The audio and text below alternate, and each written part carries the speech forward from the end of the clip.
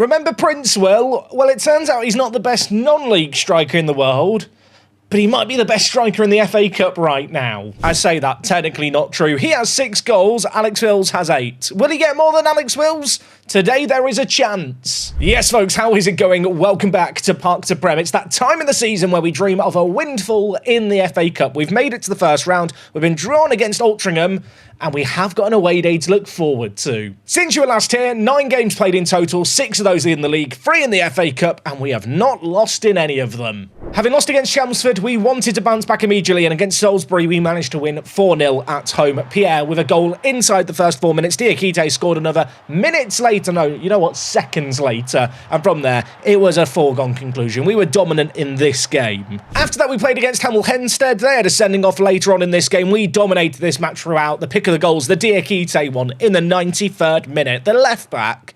I'm not being funny, he might be the best player that I've ever used at Lewis FC so far. Admittedly, that is just 3 seasons, so maybe I'm getting a bit crazy. But this man, I mean, 9 goals in 14 games as a left wing-back is sensational. After that, we shifted gears a little bit when we had Enfield in the FA Cup. In the first round, 0-0 at home wasn't ideal, but I am pleased to report in the second leg, we bounced back, and we bounced back really, really well. Princewell grabbing a hat-trick in this game. He's been a little bit slow to get started, having bigged him up so much last episode. Great to see him grab 2 goals in the first half here, the second of which was from the penalty spot. And well, he would score a 3rd goal for us, and well, our final goal for us in this game just after the hour mark. Lovely little win this one.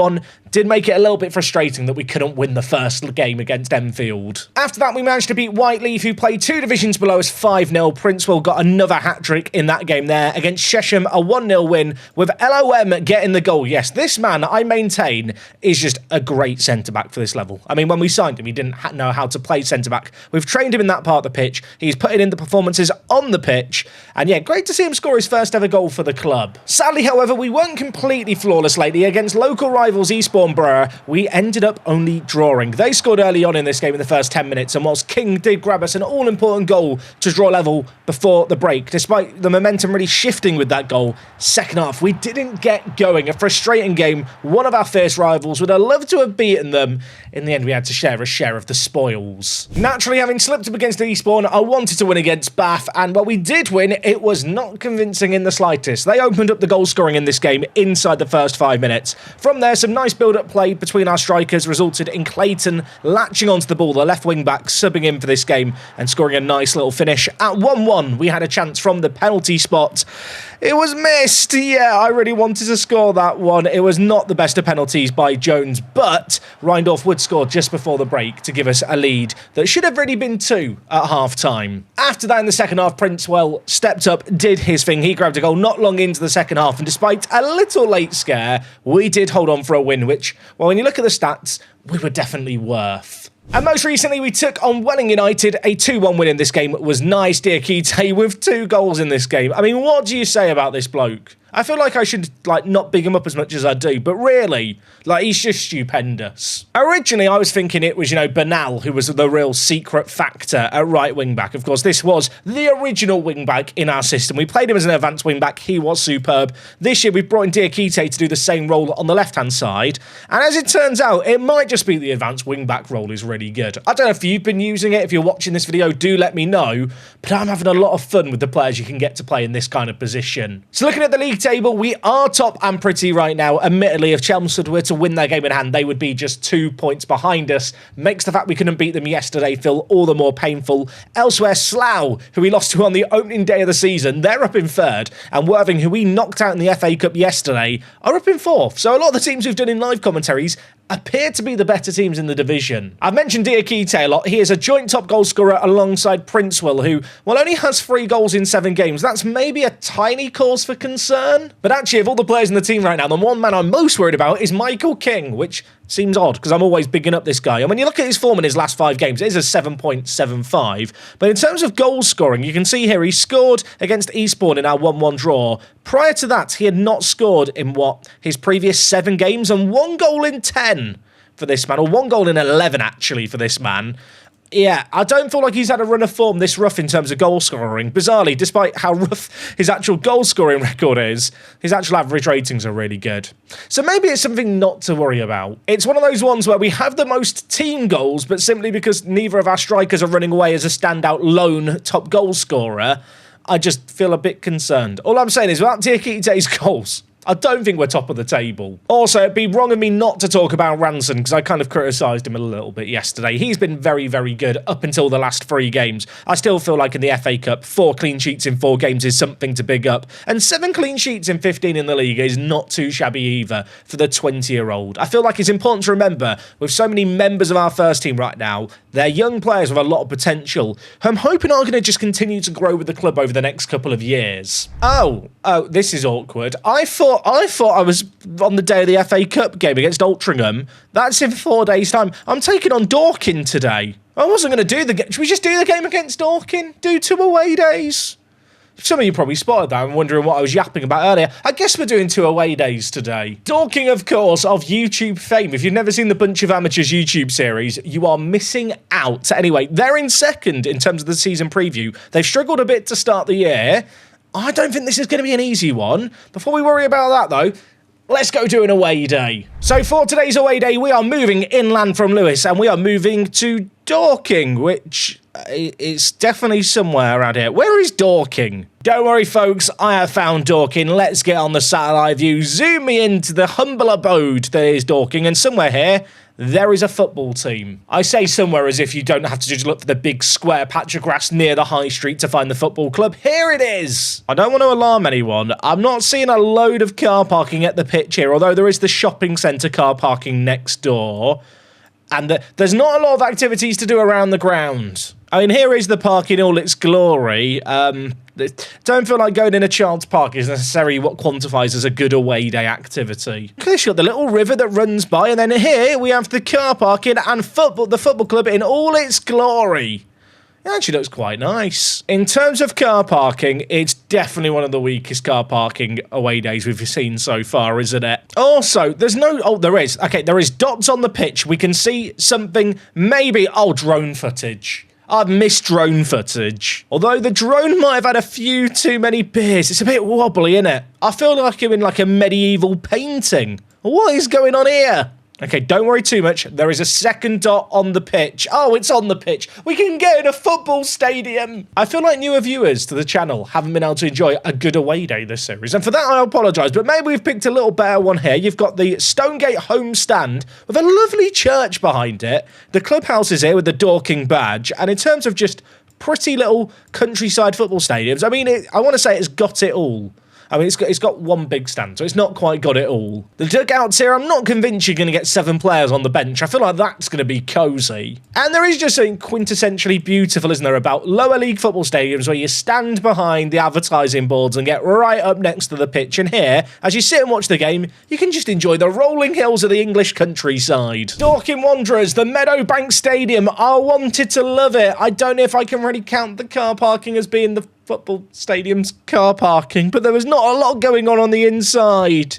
I don't even know what to give. I'm going to give it a 3 out of 10. Sometimes you just have to give a bad score because I can't give it a rating for anything else. Has anyone else been left with a lingering sense of disappointment and sadness over the away days so far this series? I certainly have. Don't worry, we've still got another shot at redemption because we've still got Altrincham to play in the FA Cup after we beat Dorking. Now, in terms of team news for today's game, Diakite has had a little bit of an injury, but I don't feel like I can rush him back for this game here. So you know what? I'm going to bring in Clayton, who, to be fair, when we've called upon him, he's done an okay job for us so far. In terms of the rest of the team, though, I think we're just about at full strength, so I think we're going to stick with what we've got here. I do find it a thing this year in Football Manager that, in general, a lot of midfielders just don't seem to get very good ratings. I don't know if that's just me, but midfielders and defenders, like, we're playing really well. We've kept clean sheets in more than half of our league games. And yet centre-backs like Watson here are just getting a 6.89 rating in the league. Now, I don't know if it's just me. I feel like centre-backs, unless they score, just they don't get good ratings. I did want to come back and play this game on camera because I figured Dorking, local team, predicted to be at the top, you know, having a little bit of a renaissance after a slow start to the year. Admittedly, they're a long way behind us, but I was just swept up in the FA Cup fever and just excited to play Altrincham. I don't know about anyone else. When you're doing a save game like this, I feel like your entire season just revolves around the FA Cup until you're inevitably knocked out. They're playing a 4-2-3-1 with the ball. Without the ball, they're playing a 4-3-3. I feel like that suits us kind of nicely, to be fair. Our wider centre-backs can deal with their wider attacking midfielders, and then our wing-backs will double up on their wing-backs. The thing that always scares me, actually, with playing our shape is if we play a team with kind of 2 strikers, 2 wingers, and 2 full-backs, like a 4-2-4, then we do sometimes get a little overrun. Well, I'm going to be honest, through 25 minutes, I am firmly whelmed. We have not yet had a shot on target, despite having 42% of the ball. We're playing in our away kit today, and to be fair, this is the kind of match where if we get to half-time, or maybe even a tad sooner, if the tide of this tie hasn't changed, I will look to make adjustments. Rowe can't win his header. Reindorf picks it back out to Rowe, though. Plays it inside to Reindorf. A little bit of build-up play. Reindorf moving into the channel, tries to go for goal, and probably shouldn't have. Carter over a free kick. I do not like this location. It's kind of close to goal, but he should be able to get it up and over the wall from here. He hits the woodwork. Rowe heads it away. Princewell will bring it away from danger. There is actually a one-on-one of the counter-attack here. Can Princewell make something happen? He's all on his own, No, the answer is no. Football Manager's just denied us any kind of jeopardy there. Only a couple of minutes left of this first half. Dorking had the better start. I was going to say they've not had a lot happen since. They've had enough happen since to probably justify feeling like they should be ahead. And they could be ahead here. Danny Reeve scores, and that is a sucker punch. I did say, didn't I, that I wanted to be, well, still in the game at the break, and then I would look to make changes. In retrospect, I should have made subs sooner than half-time, or not subs, but tactical changes sooner. That goal was, well, somewhat preventable, I feel like. All right, huckle the players into the dressing room. What was that? Get it sorted. Just get shouty. I feel better now. Tactics-wise here, we're going to lower the tempo slightly. I'm also going to select that pass into feet instruction, which I do like to change to in games where I don't feel like we're having enough of the ball. Out of possession, we're just going to look to up the defensive line here and prevent shorter distribution, I think. In transition, I'm also going to go to counter-press. I kind of want to put them under a bit more pressure when they have the ball. I'm looking at Clayton at left-back on a 6.37 thinking, I really wish I could sub in the star boy Diakite. I've put him on the bench. He probably shouldn't be on the bench. He is not fit enough to play here. You know what? Pierre's not had the best of games. I'm going to bring in Stepien Iwamene to play at centre-mid. He's been a match winner on occasion this year. Maybe he can do it again off the bench in this one. Right, start this off. We've had 41% of possession. I'm hoping that's going to start to tip slightly more in our favour with the changes that we've made in this second half. One shot on target is absolutely appalling for us, but there is still time for things to change here as we look to lump the ball forward. Not ideal, giving them possession, and now Henry, the right attacking mid, looking to bring it forward here. Clayton kind of put him under the microscope a little bit. He's under the microscope there, and he's won the tackle superbly. King plays it wide to Clayton. Players queuing up in the middle for the left back. Shouldn't shoot, does shoot, and that makes me cross. I genuinely feel like with 20 minutes left, even though Diakite is really not fit, I might just throw him on at left back, which might seem absolutely absurd. For now, we'll keep Clayton on the pitch because he is having a little bit of a joy, it appears, to start the half. We've got possession here. Princewell, King should give it back wide to Bernal maybe, or how about that for a run? That's nice. Stepien Iwamene! The sub has scored. I'm a genius. We'll give ourselves a pat on the back, even though I was telling King to give it wide to Bernal there, or Rowe. Actually, Bernal's not on the pitch today. That was lovely. Gibbard inside. Stepien on off the bench. Take a bow, my friend. I am going to change things up here. I'm going to keep King on. I'm going to bring in Obi for Princewell. Elsewhere in the team, I might live to regret it. Both my fullbacks aren't 100% fit, but I'm going to bring in Bernal and I'm going to bring in Diakite. And it might be silly. I'm going to go for it. I'm going on attacking here. I want to win this game. There is no denying that Dorking have quality, but they have not had a shot on target in this second half. I feel like we've been in the ascendancy. Maybe it's silly to change things and go slightly more attacking, but with a few fresh legs in the final third, I feel like now is the time to try and commit men forward and try and make something happen. Gibbard with the ball, plays it to Reindorf. Lovely play here. Bernal on the right to pick out, does pick him out. The right wing back. Shot flashes wide of the post. That was not far wide. I mean, stat-wise, we're still not having as much of the ball as I'd like, but in the second half, we've definitely been better from a defensive point of view and started to even things out on the stat sheet. 13 minutes left, away from home against the team relegated from the National League. Maybe 1-1 isn't the worst result, But given how this game has swung in our favour in the second half, it would feel like a missed opportunity. But there's 4 minutes left. Is there to be any late drama here? It feels like this is a 1-1. Why have I said anything? Why have I said anything? Don't count your chickens yet, folks. There could still be action. King is in possession. Gives it inside to Gibbard. We've got this overwhelming amount of players in the middle of the midfield. Bernal, the right back. The number 2. Please don't shoot this time, Bernal. Do your thing. Burn past your man. Cross the ball. Into the box. He shot. I'm so annoyed. I talked about the advanced wing-backs earlier. I love them. Sometimes they do make stupid shooting decisions. But you know what? The highlight's not over yet. 2.5 minutes remaining. Cross in. Diakite scored. Diakite, you couldn't make it up. Our left back is now our top goal scorer for the season. It's a cross put in. Lom flicks on, and Diakite is the only man there in white, and he just arrives and nods it in. Right, to balanced mentality we go to see out this game. I feel like it was brave, maybe even stupid to go on attacking, but you know what? It secured us. Don't want to say it yet. Wait for the game to end, Jack. It has secured us a massive 3 points. What a result that is. Well, you know what? I'm very glad we came back for that game because I look like a genius with the changes that we made. A comeback and a half. Elsewhere, though, Chelmsford did win 2-0 against Maidstone. 7 games unbeaten. I should request a new contract, apparently. Yeah, I'd like a new deal. A good day gets better. Shout out to Ben. I'm now going to go out and have a night out in Dorking with my new contract signing on fee. We're going to get ready for the game against Altrincham. In the meantime, it's another FA Cup game away from home. They play in the league above us. It's not going to be easy. I feel like we've got a chance, though. 2 away days in 1 episode. If that's not worth a like, I don't know what is. We are heading north, by the way, today. Altrincham, based just south of Manchester. So this is a long old trip for us to do, well, to the northwest. And just down the road from a Sainsbury's and View cinema is the J. Davidson Stadium. I will say that from the outside, it doesn't seem like the most modern or welcoming of establishments, does it? Here is the stadium.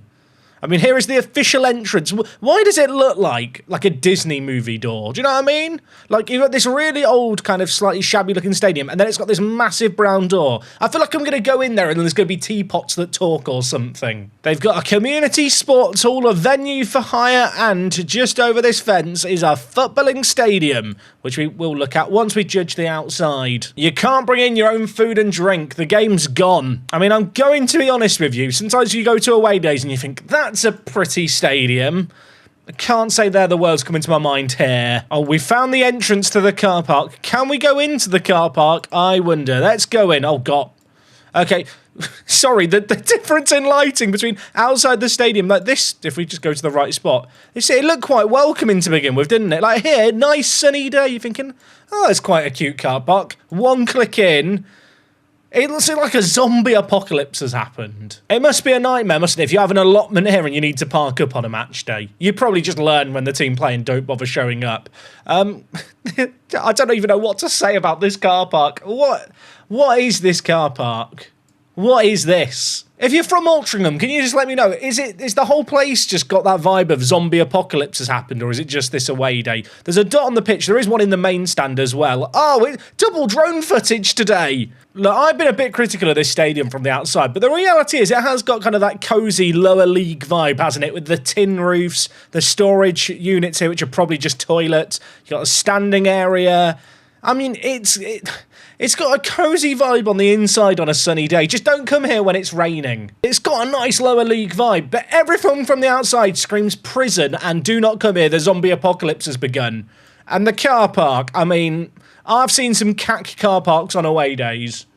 This is the worst. You know what? I've been won over by the drone footage and the fact it was a little bit sunny. The J. Davidson Stadium, I'm giving you a very mediocre 4.5 out of 10. Now, when I first got drawn against Altrincham, their run of form had been awful. Since then, though, they've got unbeaten in their last 4 games, and suddenly, I am a little bit scared. Admittedly, obviously, for them, their battle is going to be simply just trying to stay up this year. They are only 2 points ahead of Aldershot, down in 21st. At the top of the table, Northampton are up there. Elsewhere, remember Scunthorpe? If you watch the transfer special, you know, they have a tycoon owner. They're down in 6th. If they sack their manager, I might be tempted to go. I know I'm not meant to flirt with Scunthorpe. No one flirts with Scunthorpe. But with a tycoon takeover, the money they've got and the fact that they are a team based in North Lincolnshire. If you don't know, I'm from Lincolnshire. It's a footballing black hole of the world. Maybe I could bring some glory to my home county.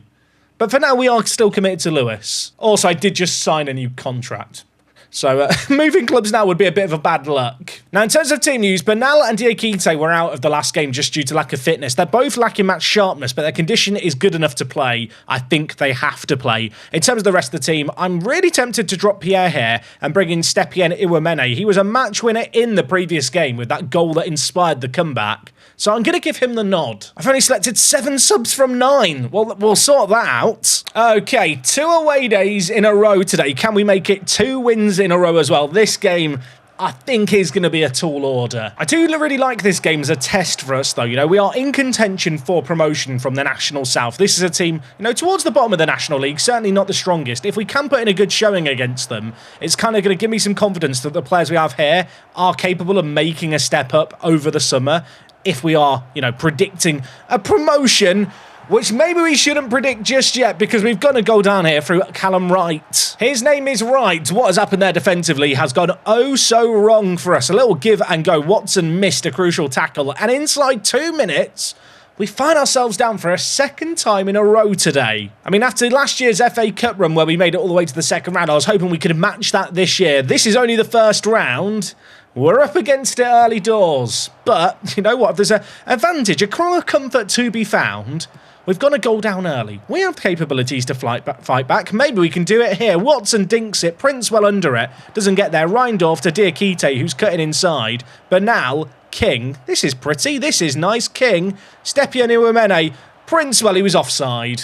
The passing was lovely. He just needed to stay on the right side of the defence. I will say they are having a hell of a lot of the possession right now. Last match I was guilty of not making changes soon enough. I'm going to make the changes we made before a little sooner in this game. Let's look to counter press. Let's switch to standard depth and also prevent goalie short distribution. I don't like to do these changes too soon. I feel like sitting deep actually works really nicely this year in FM. But against higher quality opposition especially, you just can't afford to just give them 70% of the ball without at least trying to press them and put them under some pressure as they hit the woodwork there from a free kick, and then King is absolutely murdered there up front. Last match I didn't make the changes, did I, when I needed to? I'm making them sooner than half-time today, and I'm going to hope they work out in our favour. Obviously, we've had that one chance where it was offside that we were shown, so we are creating maybe a little bit in this game. I'm going to hope we can continue to create stuff here as Gibbard gives it to Stepien Iwemene. Diakite finds himself cutting inside yet again. Gibbard, Stepien Iwemene dinks it. Reindorf shoots it against the crossbar on the half volley. He was offside again anyway. Our best 2 chances in this game have both come where, well, our players have been stood in offside positions. We need to stay onside here. They are playing a bit of a high line. Definitely think there is an opportunity to get in behind. Anyway, we're forcing them to go long here. Gibbard wins the ball. King doesn't get to the second one, but Diakite does. He is steaming in like a train, the number 4. Gives it to Iwemene, who makes it 2 goals in 2. Also, that is another assist for Diakite this year. It's not just the goal scoring for the left-back, it's also the assists, although on this occasion it was all about the finish. Stepien Iwemene, he wrapped his foot around it and guided that into the bottom corner. I think it's a corner. It's a corner. Okay, that is the worst camera angle I've seen so far this year. It's headed over. Okay, oh my word, they've given the ball away there. That is awful. Stepien Iwemene, gifted possession. He's already got 1 goal. Could he punish them again here, the number 31? He's dancing past all of them. He's going on his own. He shoots. It deflects. It falls to Diakite. And the keeper somehow stops it. I mean, look at the stats. We have turned this game around with the changes we've made. It is all in our favour. I'm going to tell the players that we're doing well. We're underdogs in this game. We're performing really, really superbly. Michael King, still only 1 goal in his last 12 now. I'm going to make a change. I'm going to bring in Jones for him at the break. Last game we brought in Obi. This game I'm going to turn to the Zimbabwean to try and make something happen. We will just make the 1 change to start this half. I don't want to change things too soon. I'm a little bit concerned about Bernal on a booking, but at the same time, with his ability going forward, I feel like he's one of those players you kind of feel like you should keep on the pitch for as long as you feel comfortable doing so. Admittedly, he is on a 6.1 here, so maybe we will look to take him off sooner rather than later. We knew that he couldn't really last the whole game following his fitness test. As for someone who's passing their fitness test and then some, Stepien Iwemene is on another mazy run here. He's been absolutely sensational in both matches today. Reindorf bringing it forward. I thought for a moment Bernal might find himself in behind. It's fizzed in, it's cleared away, it falls to Gibbard.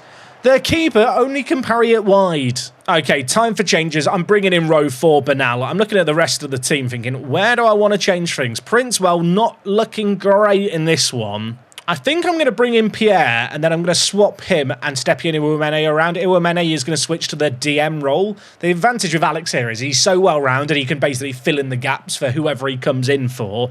Does also allow us to bring in Pierre with his fresh legs and good dribbling to hopefully just run at the opposition's tiring defence. At the back, Watson is on a 6.56. You know what? I'm going to bring in King to play at the heart of the defence. Although, I'm actually going to play LOM, I think, as the advanced centre-back here. I think this is a role that he can actually play really well. One change left in our back pocket. There is half an hour left in this game. I'm going to be honest, we were getting battered before we changed things up tactically. Given how the 2 games today have gone, maybe there's a little food for thought in how we should maybe look to change our tactical system, just based on how much better we have played in both matches today when we have tried to just force errors out of our opposition a little bit more. Jones to Princewell, in behind.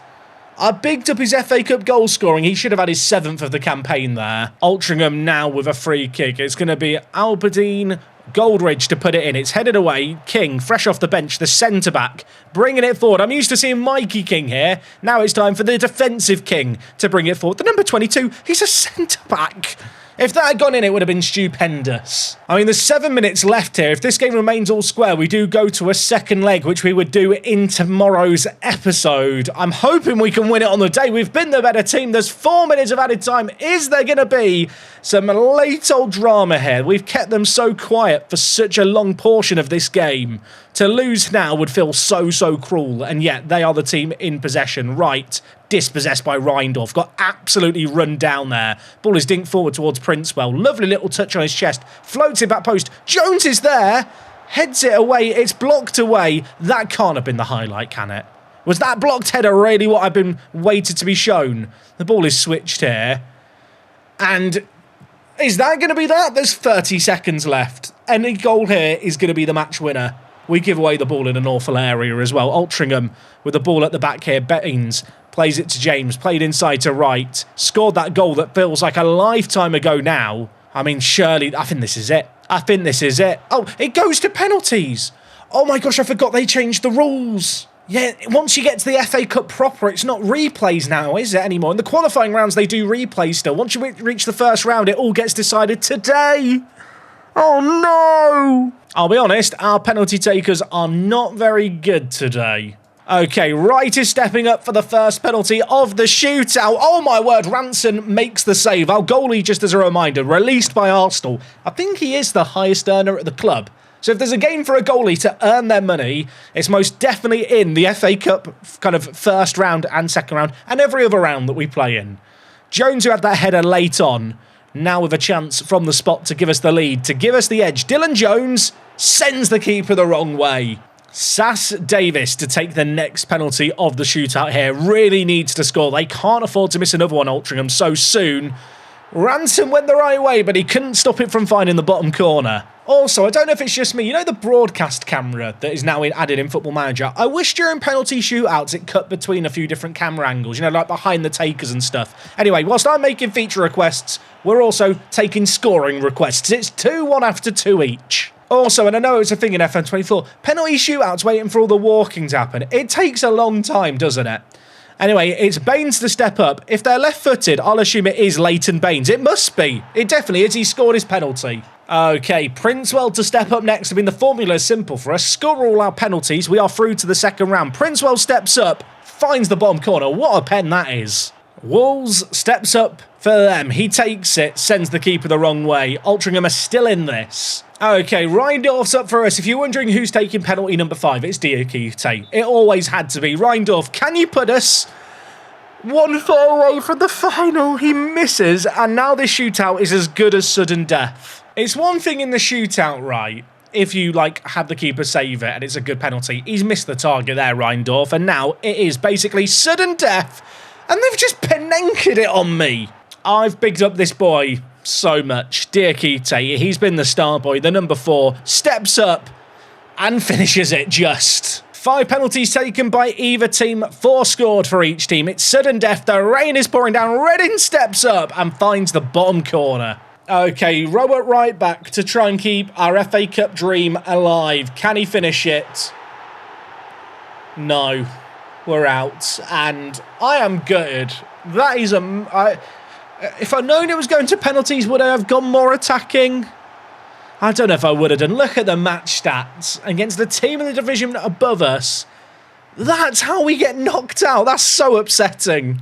I mean, pro tip for any aspiring Football Manager players, and especially Football Manager YouTubers who are going to upload their gameplay to the internet, probably check the rules of the competitions you're playing in, and also, just as a general rule of fun, make sure you know what games you're going to kick off the episode with. 1-1 here, I'm fuming. If there is a silver lining with the FA Cup run this year, the bank balance has continued to creep up. I think even before the FA Cup run, we've actually been levelling off our finances kind of nicely. But nice to get a little bump this month with a few FA Cup games. And you know what? I'm just going to ask for some more money, because we have money in the bank. Let me spend more, please, Ben. Whether or not we get that more money to spend, come back tomorrow to find out. I appreciate you guys watching as always. Shame the FA Cup dream died today. Tomorrow we'll be back with more. Until then, take things easy. It's me, Jack, and I'll talk to you guys in a bit.